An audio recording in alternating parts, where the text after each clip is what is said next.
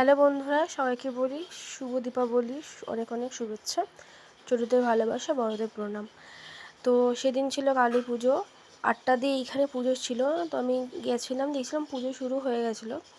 তো আমি যত বছর ধরে পুজো করছি আমি এইখানে গিয়েই পুজো দিই। আমাদের পাড়ায় একটা পিসির বাড়িতে পুজো হয়। তো এদের খুব সুন্দর পুজো হয়, এদের সবাইকে নিজের মতন করে আপ্যায়ন করে। তো প্রতি বছরই আমি এদের এখানে গিয়ে পুজো দেওয়ার জন্য যাই আমি। তো এবারও গেছিলাম আমি পুজো দেওয়ার জন্য, উপোসও ছিলাম। তো দেখো এবার মায়ের আরতি হচ্ছে, খুব সুন্দর এবারও পুজোটা হয়েছে, আর ঠাকুরের মুখটাও খুব সুন্দর হয়েছিল। তো আমি তো যত বছর ধরে করছি তত বছর ধরেই দেখছি ঠাকুরও সুন্দর হয়, আর যে ব্রাহ্মণ পুজো করে তারও পুজো খুব সুন্দর হয়।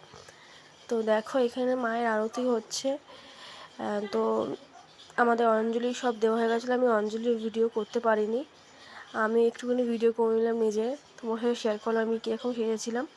11টা থেকে 11:30টার মধ্যে মায়ের পুজো শেষ হয়ে গেছিলো।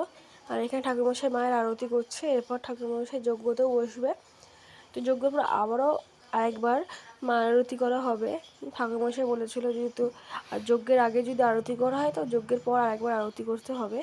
এখানে দেখো যার যার ইচ্ছে যতগুলো প্রদীপ ধরানো ধরিয়ে নিয়েছিল, আমিও প্রদীপ ধরিয়ে নিয়েছিলাম যতগুলো পেরেছিলাম। আর মায়ের মুখখানা দেওয়া কতটা সুন্দর। এখানে শুধুই কালী ঠাকুর না, এখানে শিব ঠাকুরও রয়েছে, লক্ষ্মী ঠাকুরও রয়েছে, অনেক রকম ঠাকুরেরা মানে ঘরে পুজো দেয় যেহেতু। আর ওদিকে যজ্ঞের জন্য ঠাকুরমশাই বলে দিচ্ছিলো কী কী জিনিসপত্র লাগবে। যজ্ঞের পর যেহেতু আরও আরেকবার আরতি হবে, তো ঠাকুরমশাই সেটাও বলে দিচ্ছিলো। মাকে দেখো সামনে দিয়ে তোমাদের দেখিয়ে দিলাম কতটা সুন্দর মায়ের মুখখানা। ঠাকুরের জায়গাটা আবার পরিষ্কার করা হলো। ঠাকুরমশাই বসে গেছিলো যজ্ঞের জন্য, সব রেডি করছিলো ঠাকুরমশাই বসে।